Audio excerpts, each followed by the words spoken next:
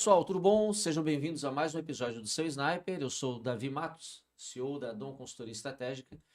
O episódio de hoje, ele foge completamente do que a gente está acostumado, que é normalmente falar com algum empreendedor ou com algum especialista de vendas, mas é com certeza um assunto que importa e interessa, extremamente relevante para todos nós brasileiros, especialmente no ano de eleição, que é entender com um pouco mais de profundidade qual é o papel de um vereador no município.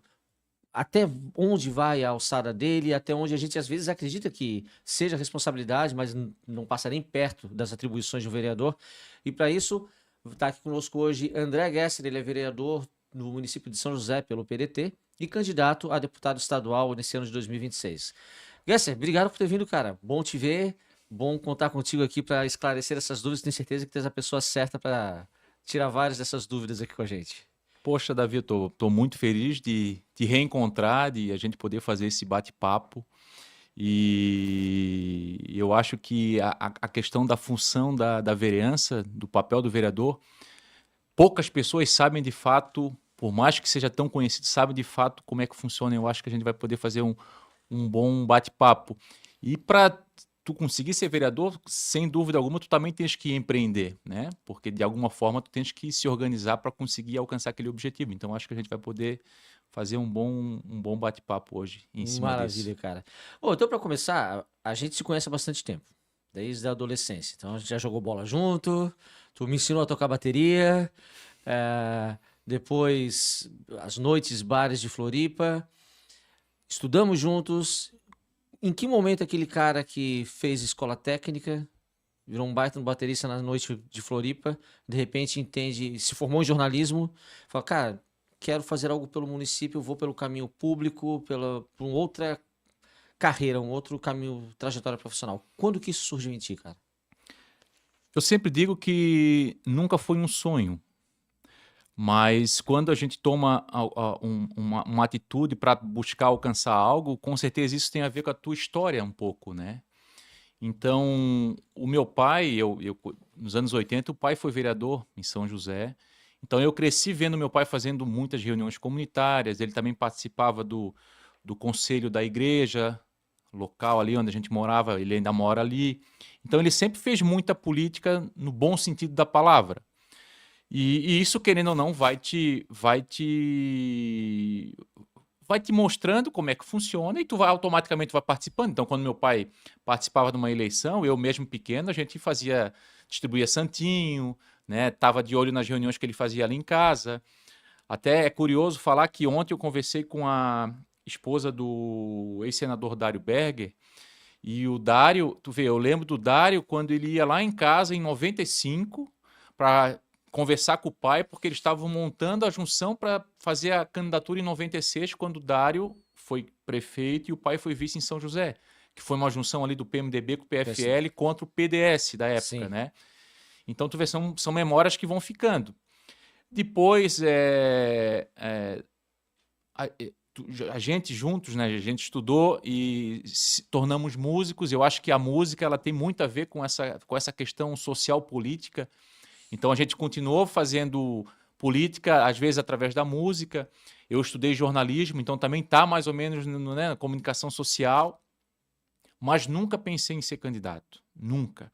Tanto que lá em São José eu apoiei algumas vezes o Moacir, Sim.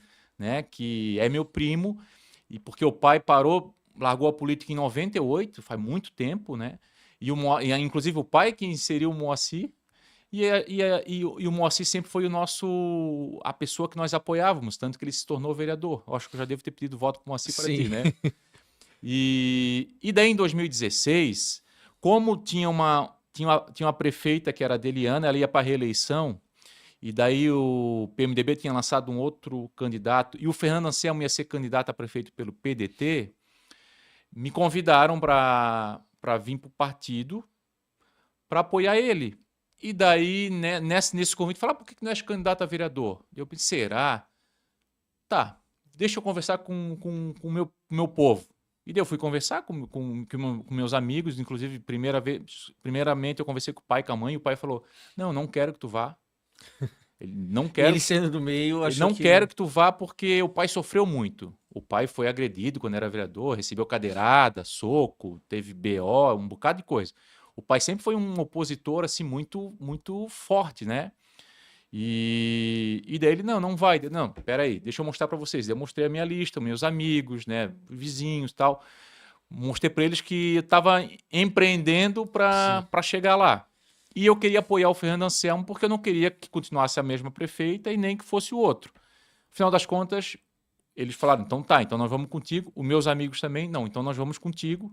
E eu acabei indo ser candidato, com a perspectiva de ser o terceiro mais votado do partido, do PDT.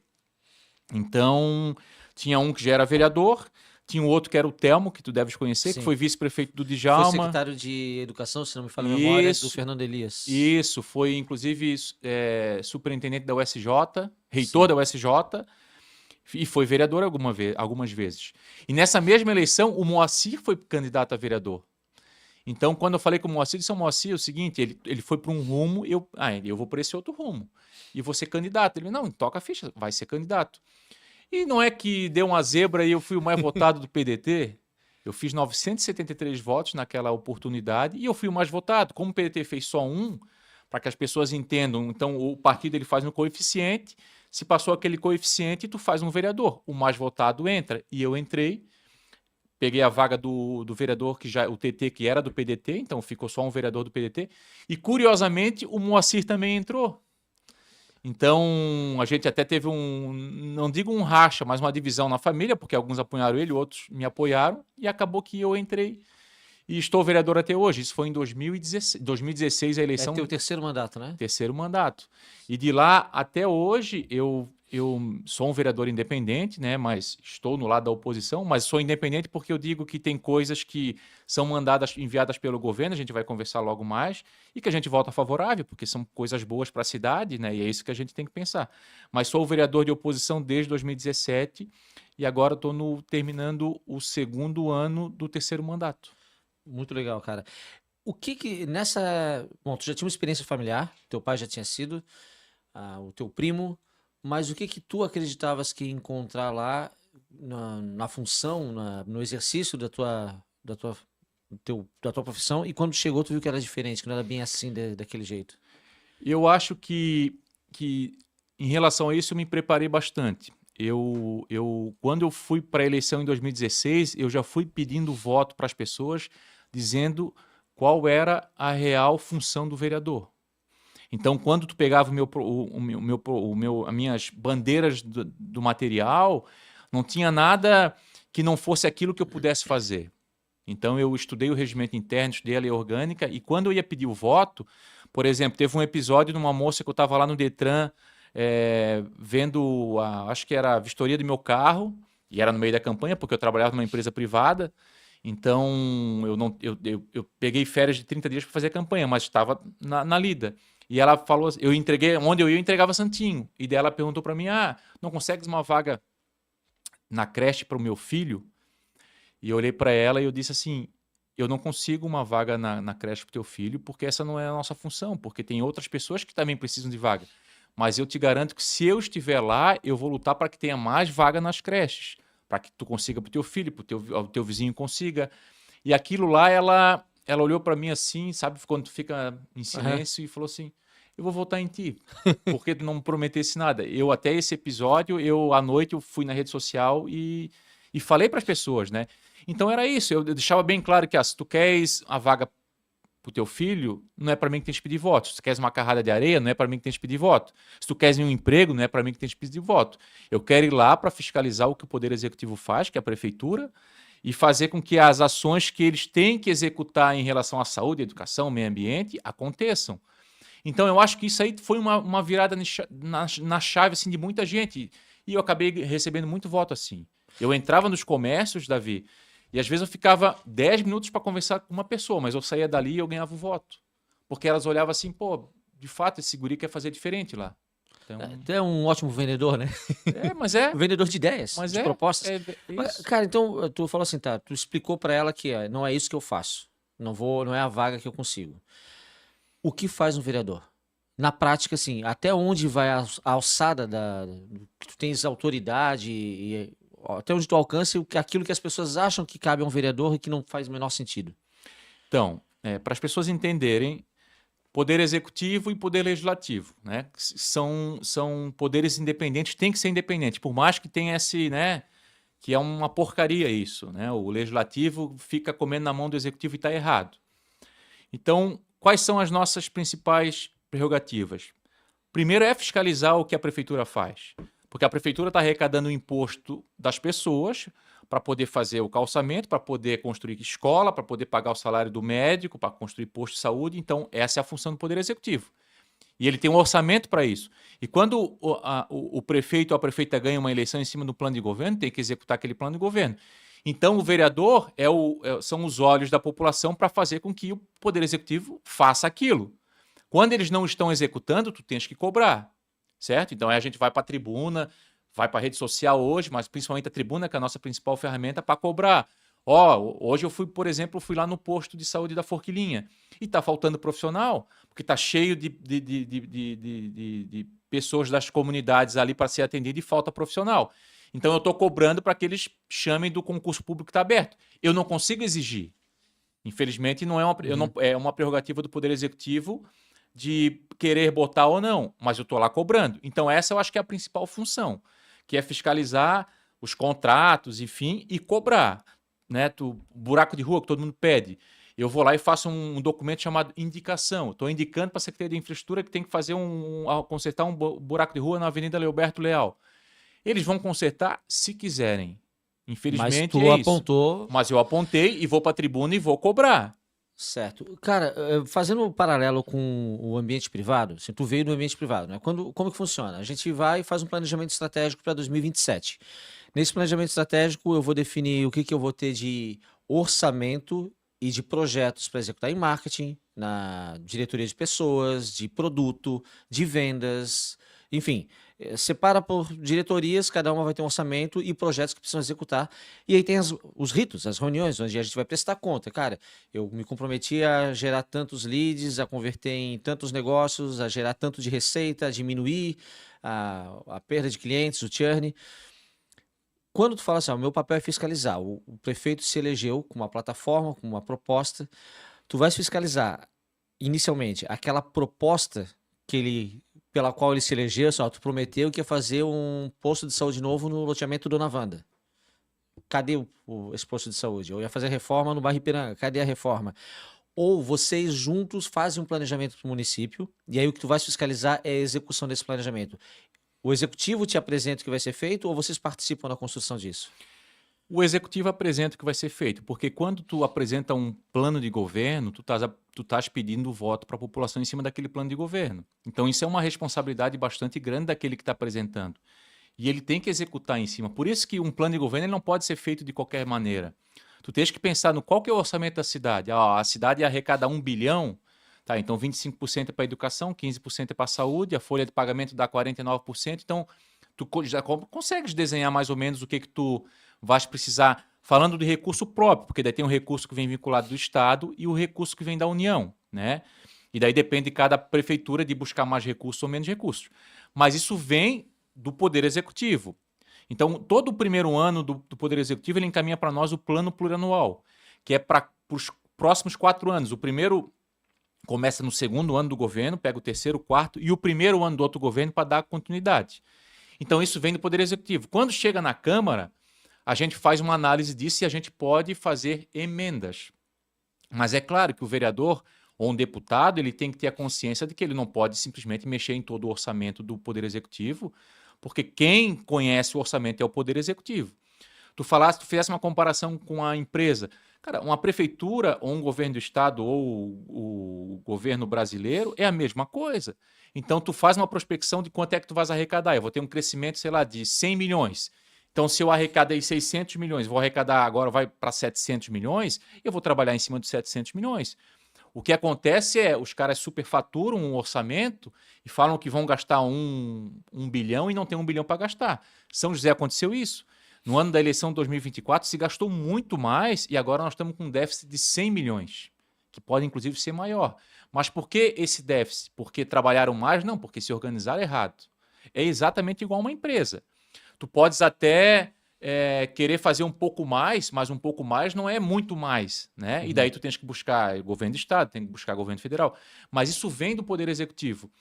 E é importante frisar que quando tu olha para o Congresso Nacional, os deputados fazem muitas coisas que eles não poderiam fazer. Eles destroem muito o orçamento público, sendo que existem coisas que não são responsabilidade, não é que não são responsabilidade deles, mas eles não deveriam mexer em determinado vespeiro e eles fazem, daí tu não pode bagunçar o orçamento.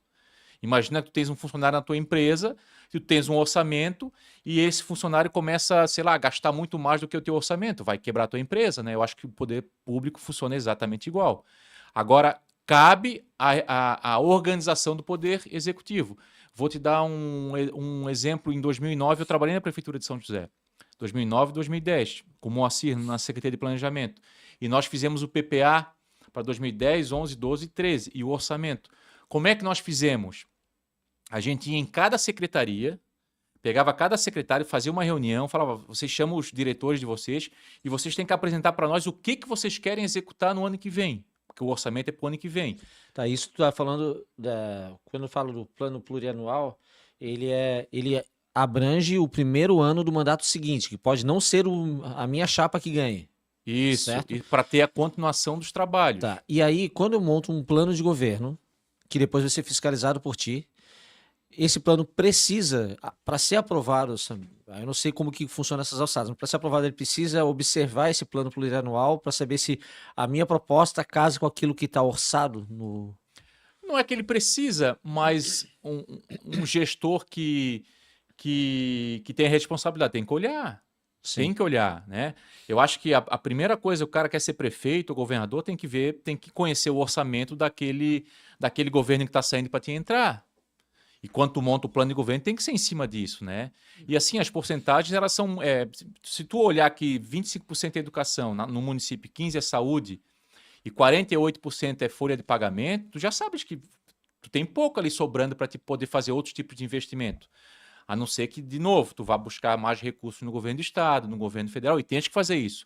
Porque o recurso é um só, né? Quando tu paga o imposto no município, não significa que aquele imposto que tu estás pagando no município é só para o município. Não, ele vai para o município, vai para o estado e vai para o governo federal.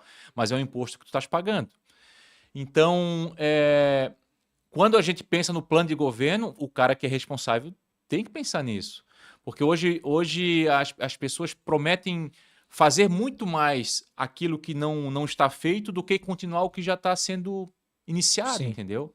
E às vezes o povo, por exemplo, quer muito mais um bom cuidado com a cidade, com zeladoria, limpeza de rua, e isso às vezes não está no plano de governo. Está no plano de governo que eu vou construir 5 creches, 6 escolas, não sei quantos postos de saúde, então tu superdimensiona e tu não consegue executar porque o orçamento não cabe.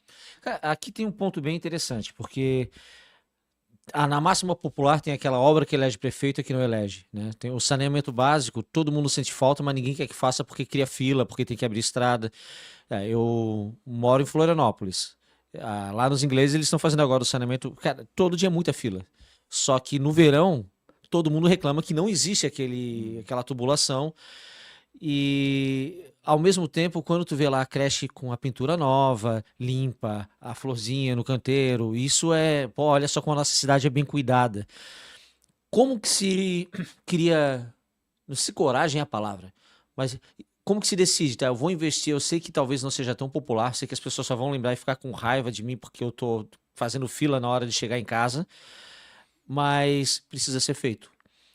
Como que vocês, vereadores, agem para determinar, cara, pintar a escola é sim importante, mas aqui se não fizer essa obra de saneamento agora, esse bairro vai colapsar.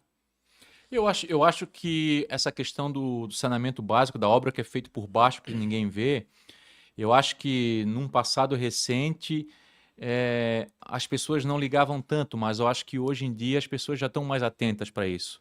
Sabe que o esgoto que tu produz, né, tu não pode jogar no rio. E se tu não tiver o saneamento básico, vai para o rio.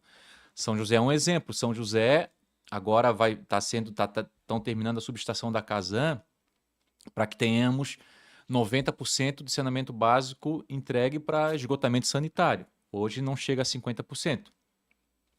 Mas a população já começa a ter noção de que é necessário isso. Porque ninguém gosta que na frente da sua casa tenha cheiro de esgoto. Sim. Isso acontece muito, né? Eu acho que hoje os prefeitos ou as prefeitas, os gestores do Poder Executivo que fazem esse tipo de obra, politicamente eles também agregam muito, porque inclusive tu tens formas de mostrar isso para a população que são as redes sociais. Tu Sim. consegue mostrar o dia a dia. Nós tivemos agora um problemão lá na Presidente Kennedy, que foi a questão do fechamento da Presidente Kennedy. Mas ficou muito bem explicado que aquele fechamento era para fazer um trabalho nas galerias, porque as galerias, como estavam, dava uma chuva e determinadas ruas de Campinas ficavam embaixo d'água. Sim. Então a população Isso é um ligou, problema pô, antiquíssimo, né? antigo, putz, mais de 30 anos. Sim. E daí, no começo, o pessoal, pô, mas como é que vão fechar Presidente Kennedy? Vai ficar um caos. E de fato, ficou um pouco de caos. Ficou, acho que 10 dias, não sei exatamente quanto tempo. Mas as pessoas se ligaram, pô, mas a gente tem que sofrer um pouquinho aqui para não sofrer como a gente vem sofrendo durante todos os anos. Sim. Então, acho que a consciência hoje é muito mais aberta para esse tipo de obra.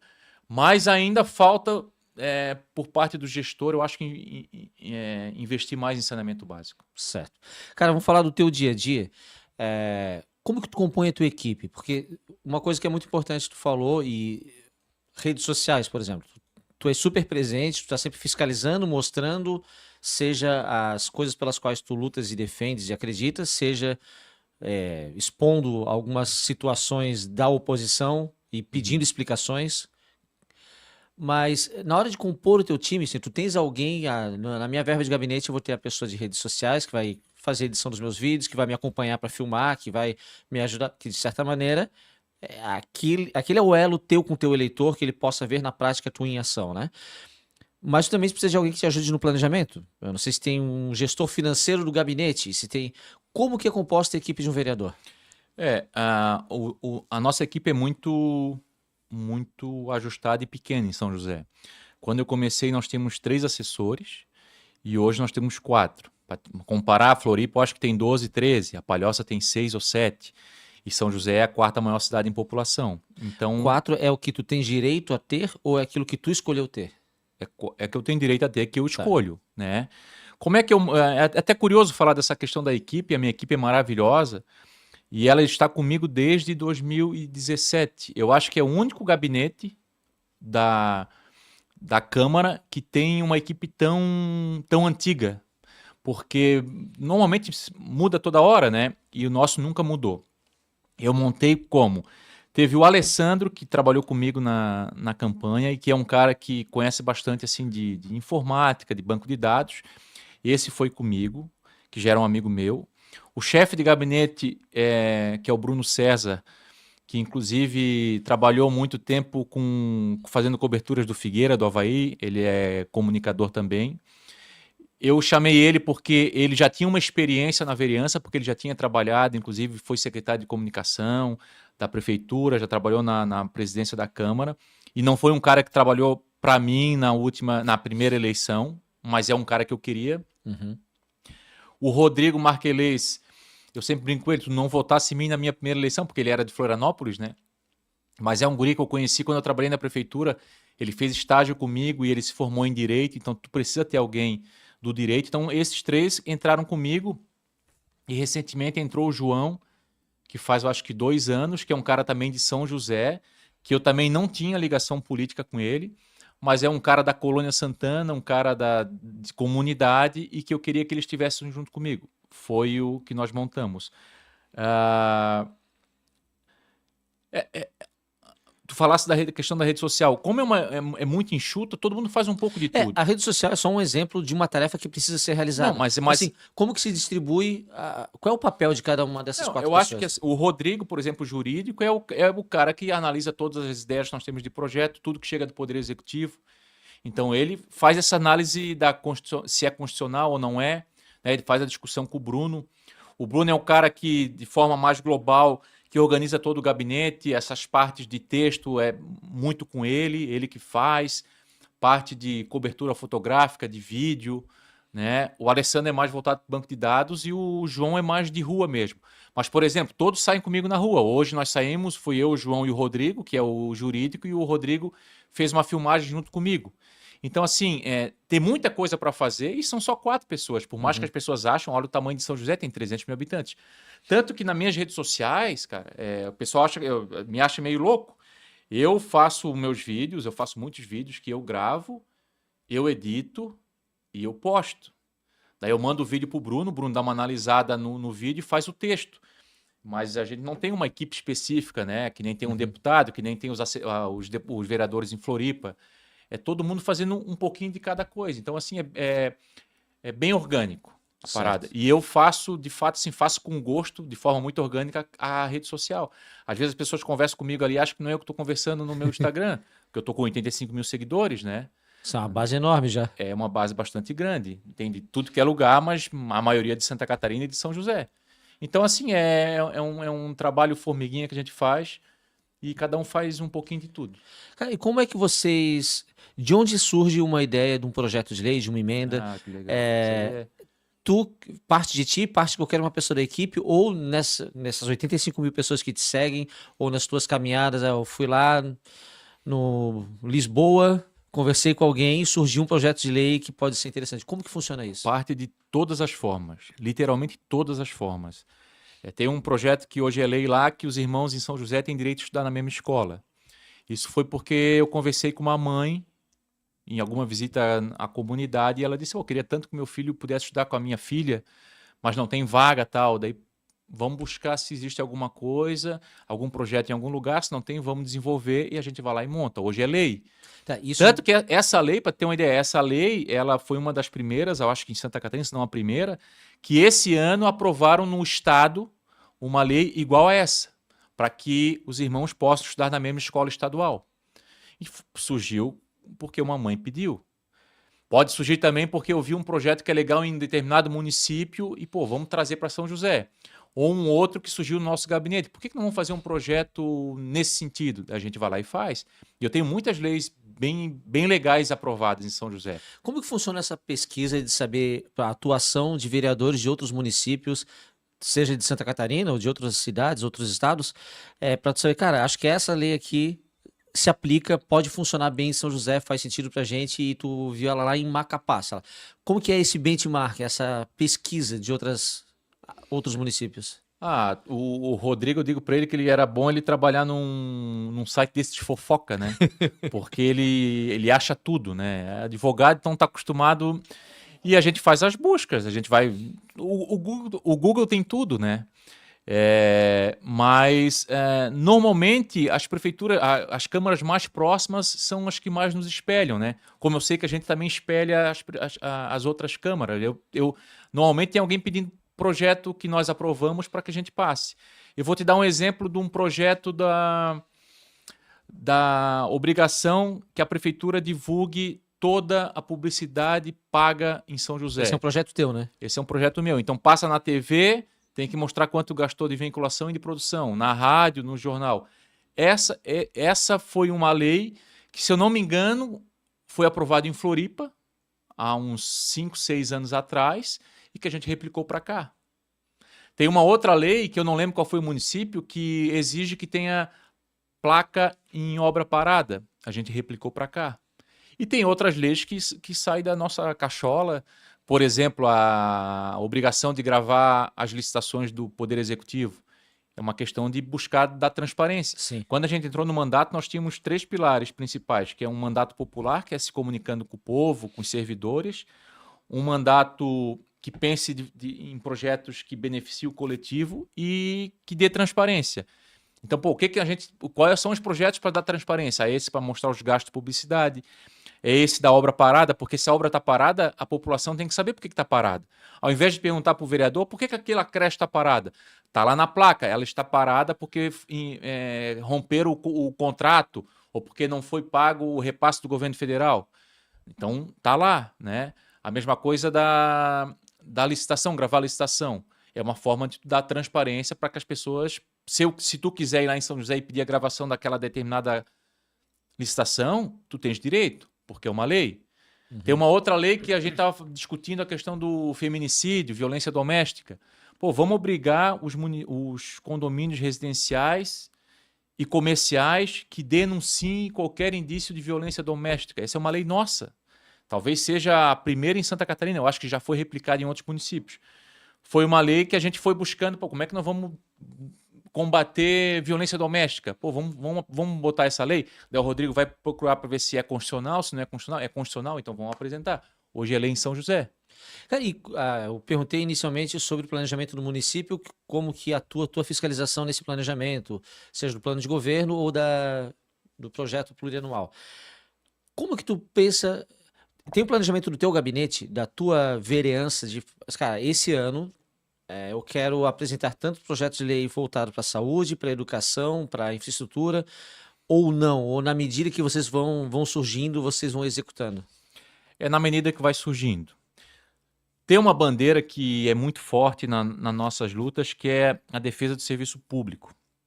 E isso está acima de projetos de lei, que é o que eu penso. As pessoas até acham que eu sou servidor público, eu não sou.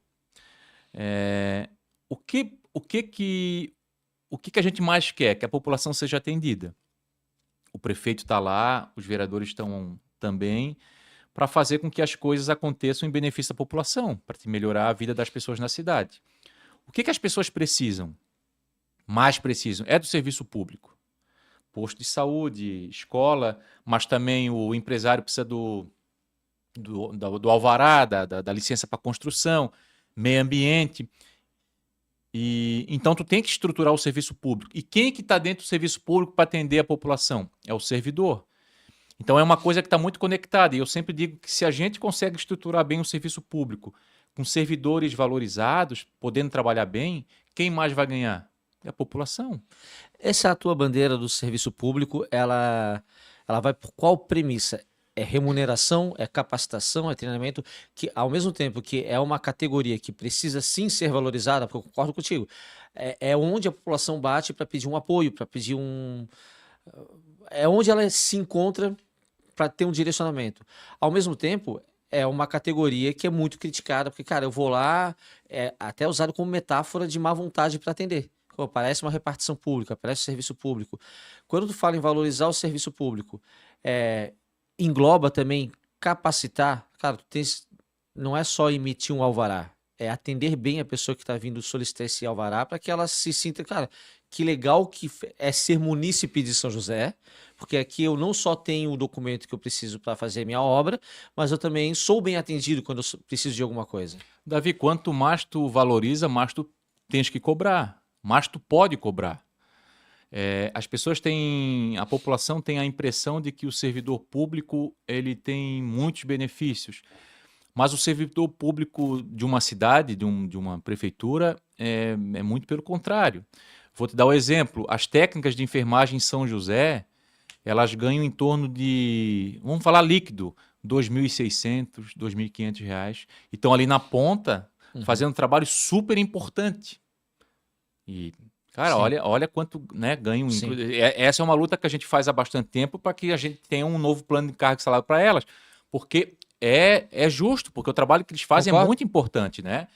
Então, no município, tem muito disso. A gente sabe que tem aquele servidor público que ganha muita grana, que são os... Mas esses são uma minoria, né? Que estão no judiciário, que estão no Senado, na Câmara, na Assembleia Legislativa também tem muito. Mas nos municípios não é isso que rola. E sempre quando a gente fala da buscar a valorização não é só salário, mas é a estrutura de serviço. Hoje eu fui no posto de saúde da Forquilinha, que estava abarrotado de pessoas para serem atendidas. As técnicas de enfermagem estavam fazendo atendimento nos guichês de atendimento, em desvio de função, porque a prefeitura teve que demitir os terceirizados que estavam contratados para fazer isso, porque gastaram muito lá em 2024, que nem eu falei anteriormente.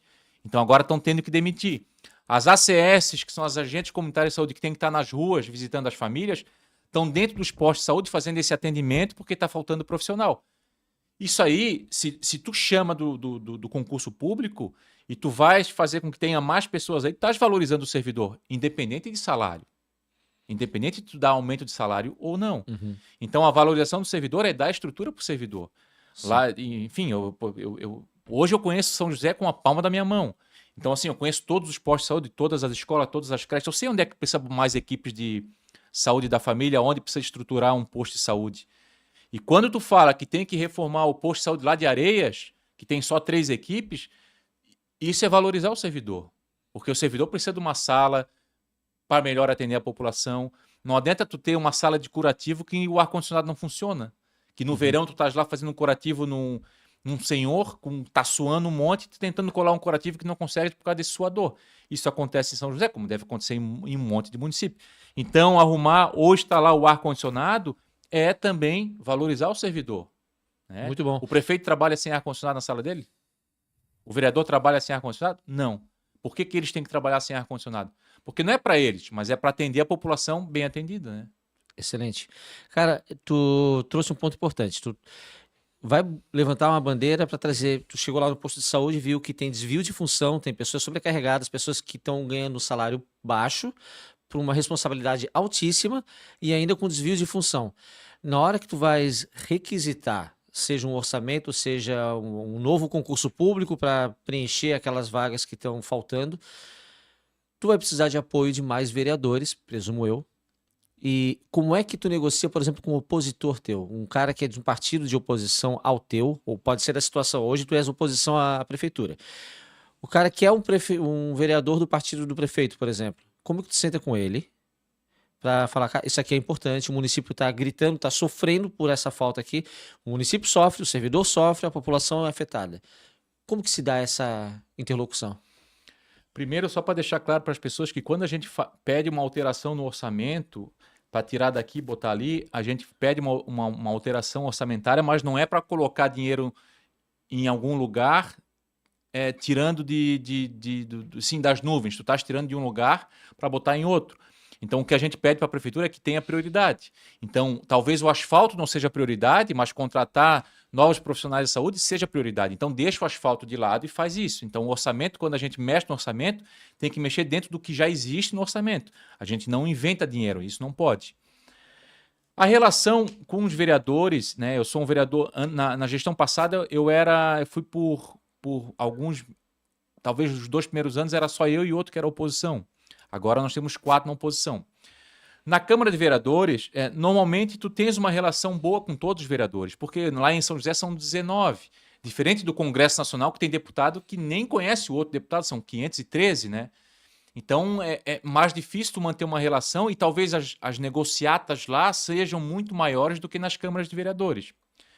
Eu te digo o seguinte, normalmente o projeto do Poder Executivo, quando vem do Poder Executivo, por mais que a gente dialogue, e o Poder Executivo tem uma base de governo que é muito, muito rígida, dificilmente tu consegue mudar. Dificilmente tu consegue mudar. Às vezes tu consegue fazer uma emenda. Por exemplo, as emendas que eu faço ao orçamento, todas elas são derrubadas. Há 10 anos.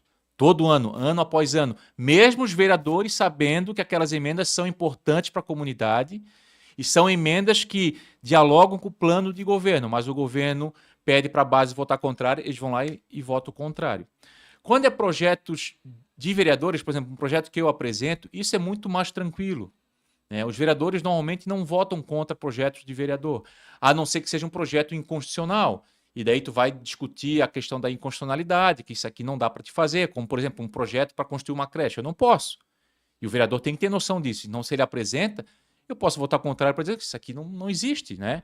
Mas então existe o diálogo entre o meu projeto com eles, que é sempre muito tranquilo.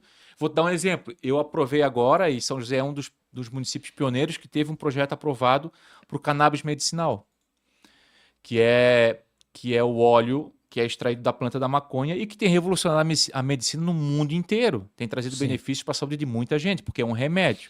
Foi aprovado por unanimidade. Agora o prefeito mandou um veto integral do projeto. Ele quer vetar o projeto e ele botou os argumentos dele ali. Quais são, por curiosidade agora? Ele normalmente ele bota que é vício de origem, que é prerrogativa do Poder Executivo e blá, blá, blá. Né? Quando eles querem vetar, eles botam os argumentos que eles querem. Vão dizer que essa é uma responsabilidade do Poder Executivo, como se eu não pudesse apresentar.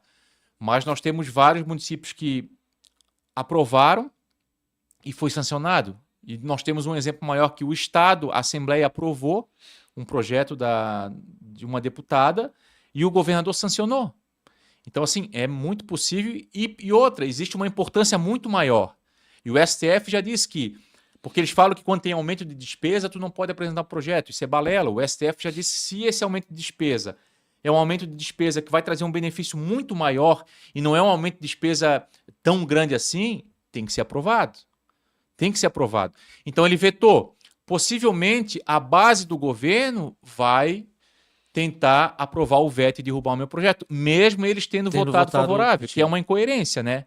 Mas, enfim, isso faz parte, e o voto é político, e eu sempre digo, eu não julgo o voto de ninguém, é um voto político.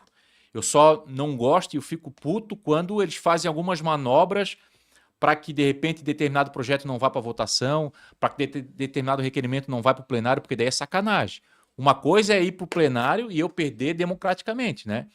Então, esse é um exemplo que a base do governo possivelmente vai aprovar o veto e derrubar o meu projeto. O que eu vou fazer na hora que vier para a pauta? Eu vou conversar com eles e vou dar minhas justificativas, porque é um projeto, de fato, assim, que tem muita esperança hoje dentro das comunidades em São José.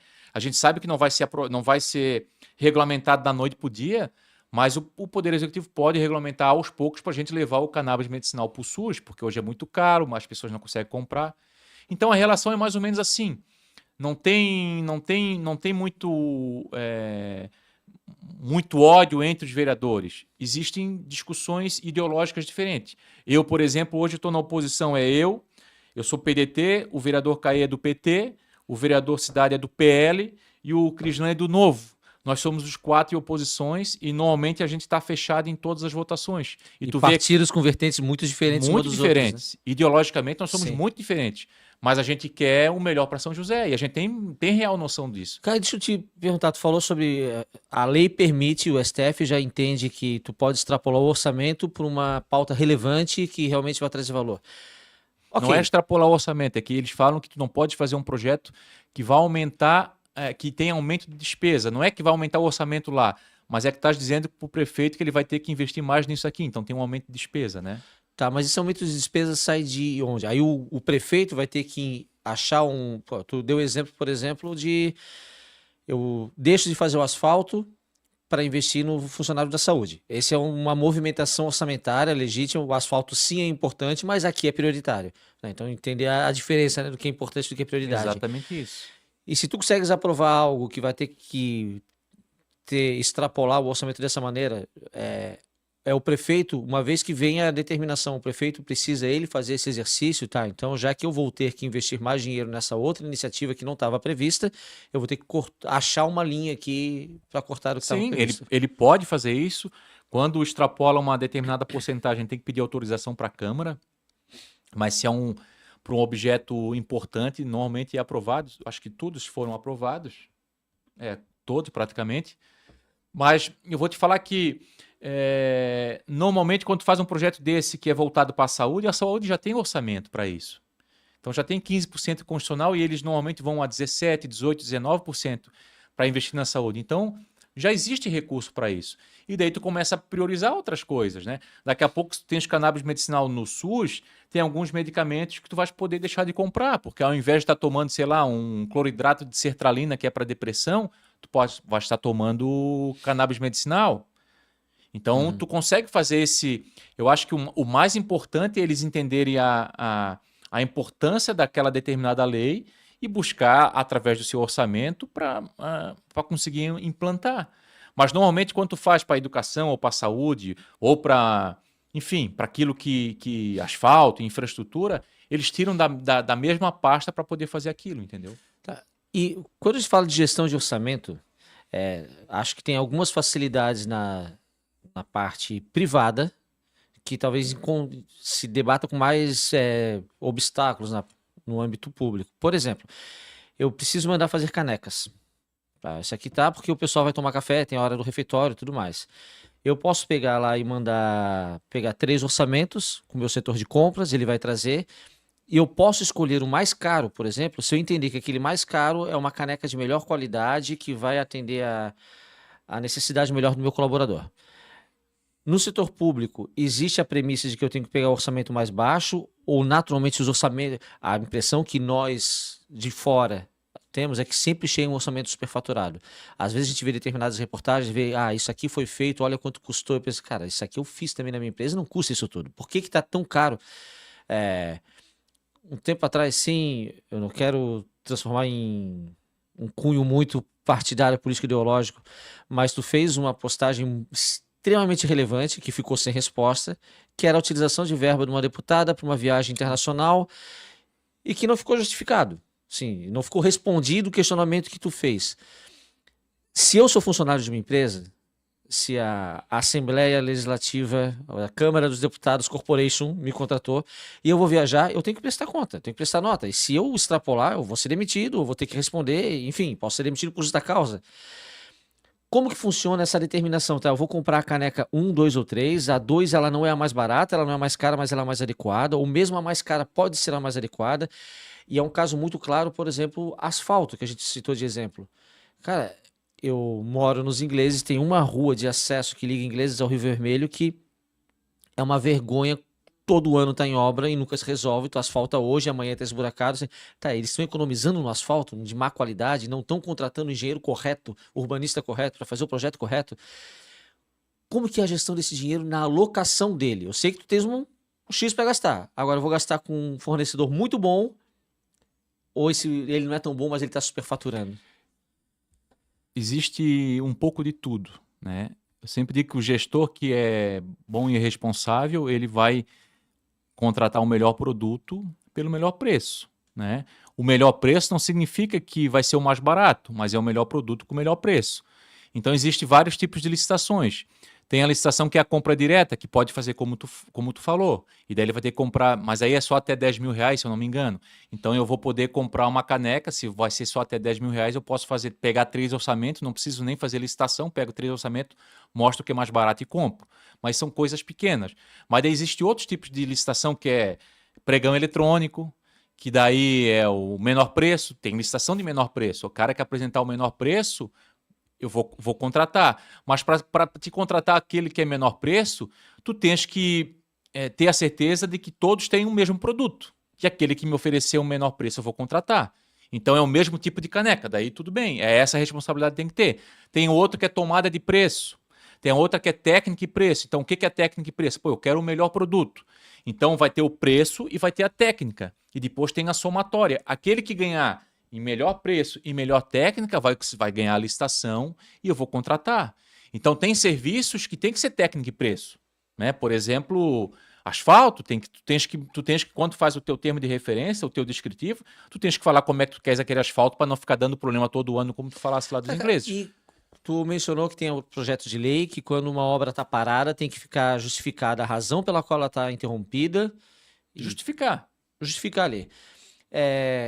Eu vou para uma licitação e aí para asfaltar a Leoberto Leal e no meio do caminho, eu botei um preço para ganhar a licitação, mas no meio do caminho aquele preço não cobre o meu custo e eu abandono a obra. Qual é a responsabilidade? Como que o município age nesse caso? Porque a obra já começou e a população está esperando por ela e agora ficou pela metade. Nesse caso, vocês vão abrir uma nova licitação, vocês vão pegar o segundo colocado da licitação para assumir dali para frente? Sim, pode ser isso, pode ser uma nova licitação. A questão é que no termo de referência, tu tens que deixar muito claro o valor mínimo que tu vais precisar para fazer aquela obra.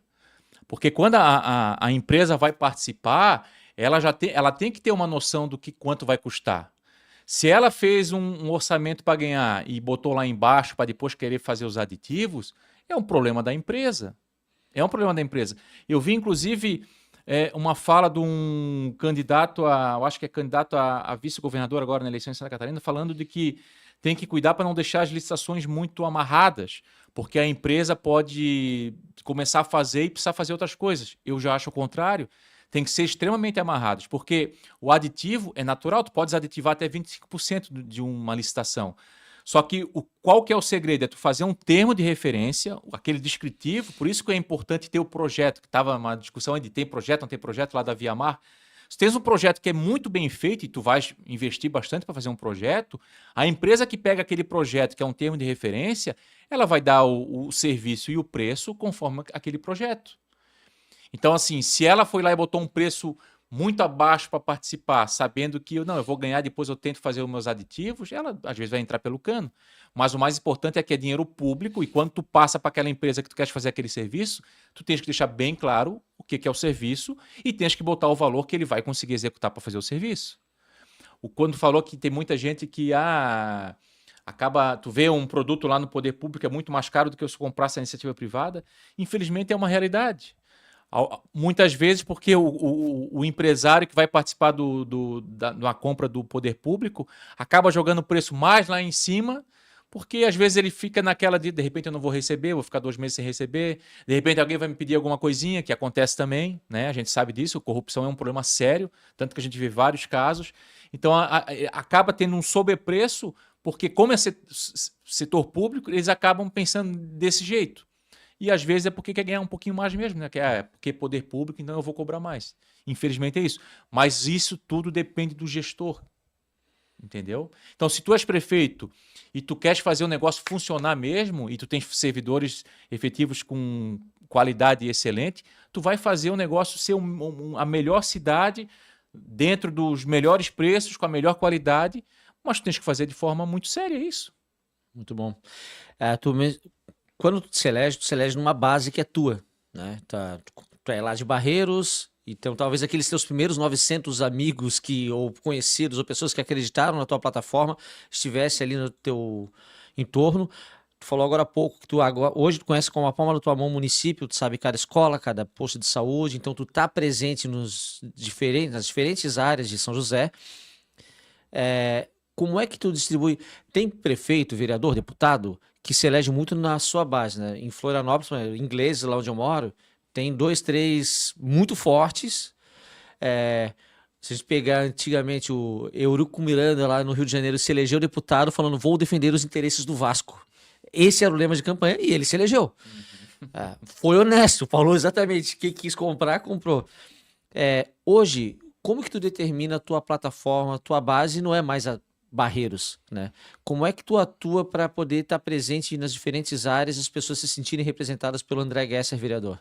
Cara, hoje eu posso te dizer que eu estou, de fato, em todo o município, né?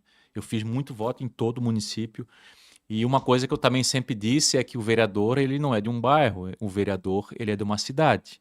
O que acontece é que quando tu mora num bairro, as pessoas te conhecem mais naturalmente, porque tu vai na padaria, tu vai na farmácia, tu vai no mercado. Então, tu sempre tem que chamam de curral eleitoral, que tu faz mais votos. Mas o problema da educação não é só de Barreiros, não é só de Areias. Isso para mim é gritante, para mim é assustador a gente falar que tem uma bancada do agro, a bancada da bala, a bancada disso, a bancada... Tem que ser a bancada do Brasil. Ou no caso do município, né? Então, isso é um absurdo. Eu sempre digo o seguinte, a pessoa eu represento vou dar um exemplo, eu represento só a causa animal, ou eu represento só a cultura, ou eu represento só a saúde, ou só a educação. Eu sempre digo o seguinte, lá em São José tem 19 cadeiras, e cada uma daquelas cadeiras é super importante. Então eu vou defender uma causa e vou fechar os olhos para outra? Eu não posso, eu sou um vereador da cidade. Então, se tem problema na saúde, eu tenho que estar lá na saúde brigando. Se tem problema na educação, na educação. Se eu sei que tem maus tratos aos animais, eu tenho que estar dialogando com as protetoras de animais, e é isso que a gente procura fazer. Hoje eu posso te falar assim que a gente tem um conhecimento de um pouquinho de tudo. Eu tenho leis para a causa animal, tenho leis para a educação, tenho leis para a saúde, tenho leis para o meio ambiente, tenho leis para a cultura, mas é porque, de fato, tem que ser assim. Tu imagina, eu acho um problema isso que tu falou do Congresso Nacional. Então, assim, eu vou lutar só para ter os benefícios do agro. Tá, mas o agro, mas e a saúde? Sim. E o cara que está lá plantando lá na roça não precisa da saúde? O filho não precisa da educação? E o contrário, né? Porque acho que também tem uma demonização do agro, aí as pessoas se fecham no seu clubinho, e aí o cara que não é do agro não bota o olho ali, e não digo nem botar o olho assim para ser contra, mas para entender, deixa eu ver qual é a dor desse nicho, desse segmento da economia que eu me fechei porque eu sou da bancada evangélica, então isso aqui não me interessa. Mas não, cara, tudo interessa, tudo é importante pra gente. Quando tu recebe votos, tu recebesse o voto só do pessoal do agro? Não, né? Tu recebe voto de todas as pessoas. É que nem o governador ou um prefeito, eu não vou dialogar com o partido X, por quê? Tu recebesse só o voto daquelas pessoas que são do teu partido? Claro que não. Sim. As pessoas não estão preocupadas com isso. A dona de casa quer saber do remédio, quer saber da vaga na creche, enfim, quer saber do esgoto que está indo no rio. Então, esse é uma falha clássica. Isso acontece muito em Brasília porque eles mudam as leis lá para trazer esses benefícios para esses setores, que são setores que, infelizmente, bancam também esses caras, né? No município é menos, mas também acontece, às vezes, num plano diretor, ou no aumento de uma alíquota aqui, ou na diminuição de um imposto aqui, que existem uns lobbies e os caras vão em cima desses lobbies. Mas não significa que isso é um benefício para a população.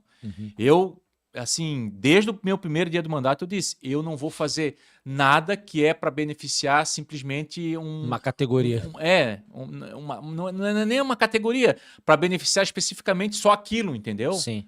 Então, plano diretor, o pessoal tem medo de discutir o plano diretor por causa dos empresários. Não, eu quero discutir, não é por causa dos empresários, tem que discutir por causa da cidade.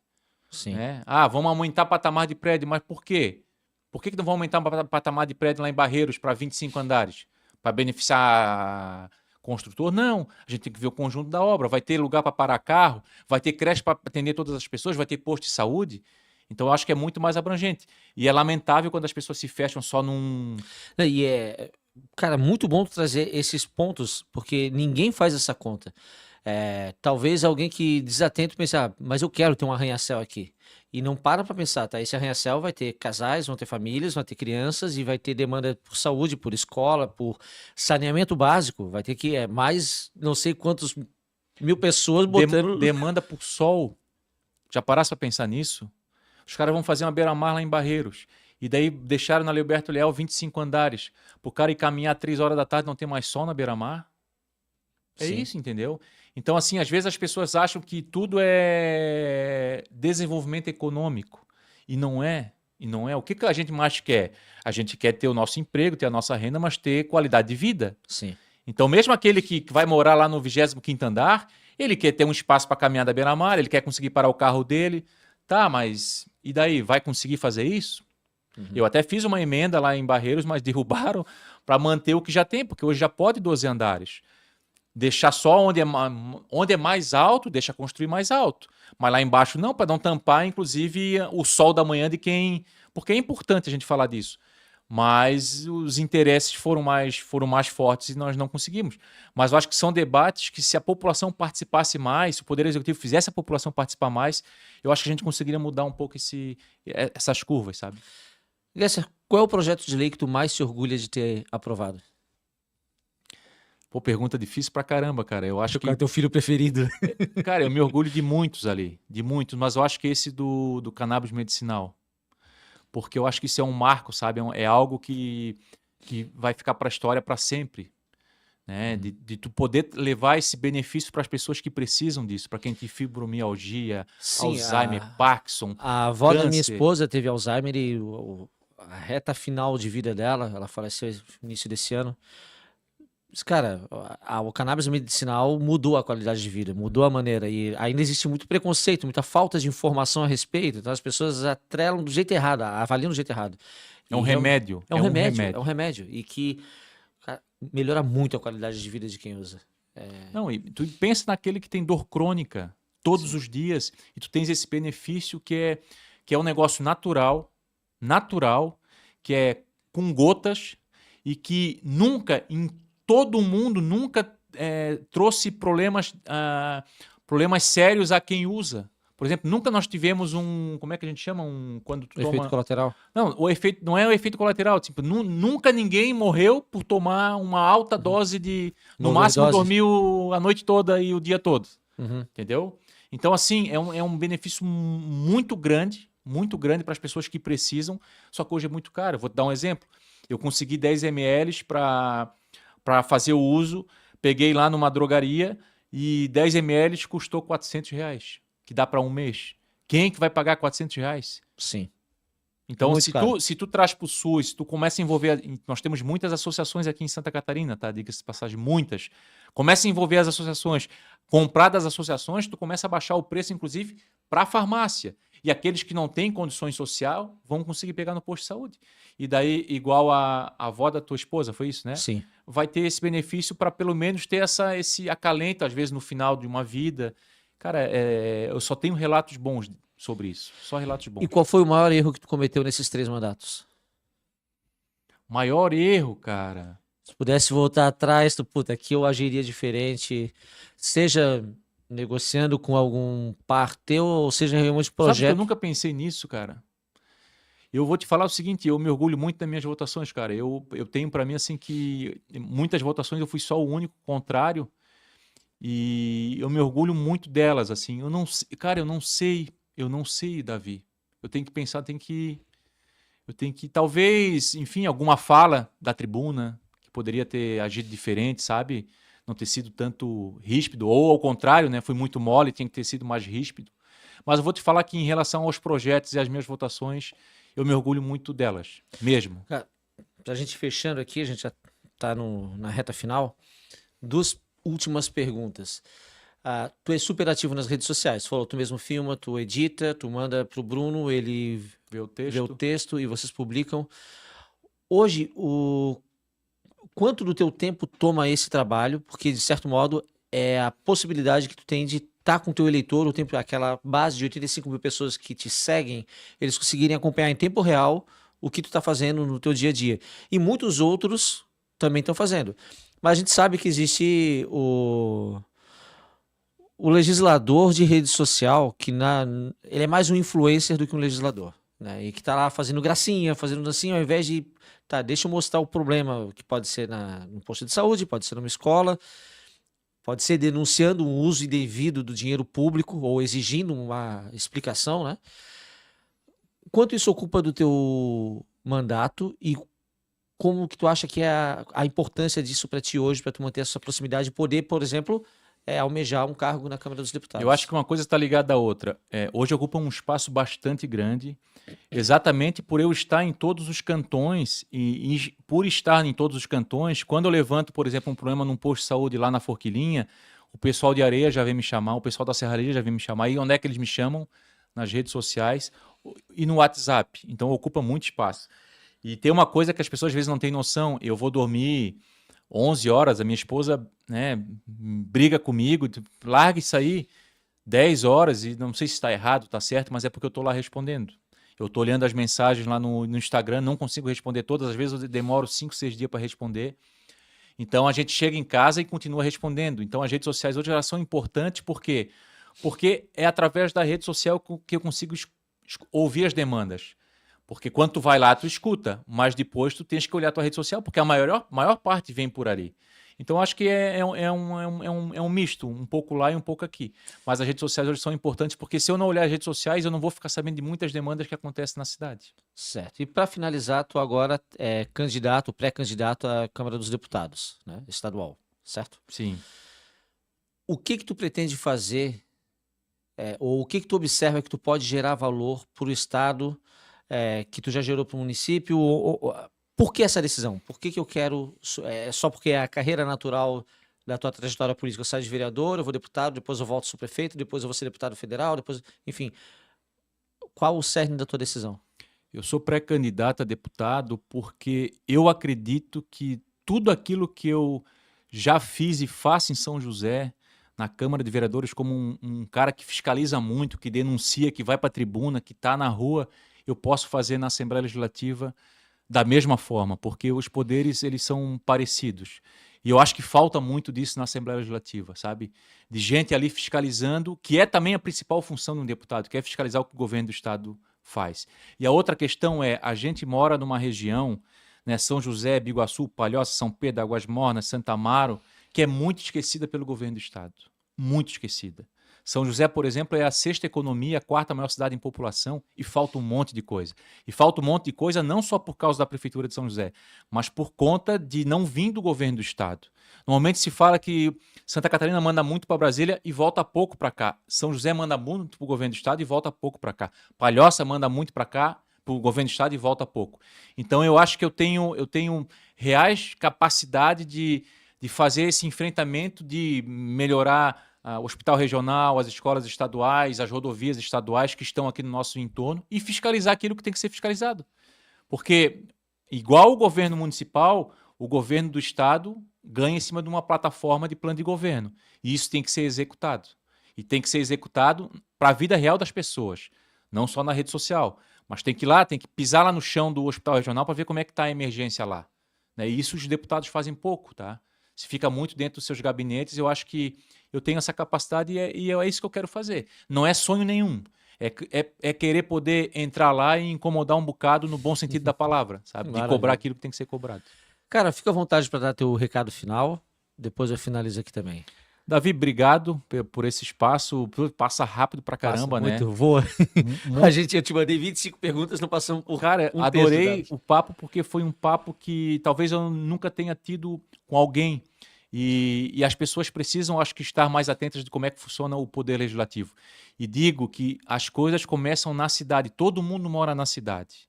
Então tem que cobrar das câmaras de vereadores e do Poder Executivo que aquilo que tem que acontecer, aconteça. Muitas vezes a gente dá bola para deputado, governador, para presidente da República, deputado federal, senador, mas a vida é na cidade e a gente às vezes não olha para a política da cidade.